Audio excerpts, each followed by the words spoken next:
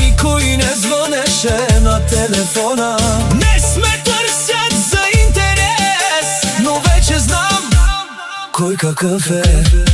Много хора носят маски, говорят хубаво, а после лъжат.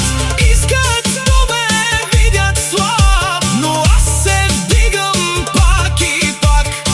Парите идват и си тръгват, но истинският човек остава.